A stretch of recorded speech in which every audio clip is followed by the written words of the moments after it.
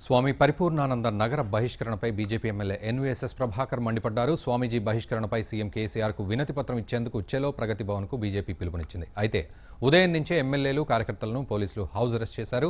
Arrest అప్రజాస్వామ్యమని Prabhakar ఆగ్రహం వ్యక్తం చేశారు. శాసనసభ్యులు రాష్ట్ర ముఖ్యమంత్రిని ఈరోజు కలుస్తాము, వినతి పత్రాన్ని సమర్పిస్తాము, అపాయింట్మెంట్ ఇవ్వండి అని చెప్పని కోరడం జరిగింది. వారు ఫామ్ హౌస్లో ఉన్నందున నగరానికి రానందున మరి వారు మాకు అపాయింట్మెంట్ ఇవ్వలేదు.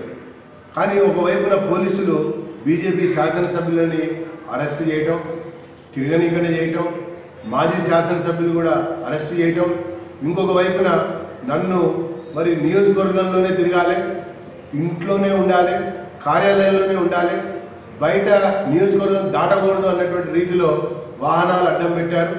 టాస్క్ ఫోర్స్ సంబంధించినటువంటి వాళ్ళని కూడా మరి వలయాకరణలో నన్ను అడ్డుకోవడం ప్రయత్నం చేశారు. మరి ఎందుకు ఈ రకమైనటువంటి అతి ఉత్సాహాన్ని పోలీసులు ప్రదర్శిస్తున్నారు? ఇది పోలీసు రాజ్యమా, ప్రజాస్వామ్యమా? ఈ విషయాలను మేము చెప్పడానికే ముఖ్యమంత్రిని కోరడం జరిగింది. ముఖ్యమంత్రి ఏమో ఫామ్ హౌస్లో ఉండి అపాయింట్మెంట్ ఇవ్వలేదు. మరి పోలీసులు విషయం తెలిసి ఎందుకు ఈ రకంగా వివరించాలి? దీన్ని చాలా తీవ్రంగా తప్పుపడుతున్నానని చెప్పని మనవి చేసుకుంటున్నాను.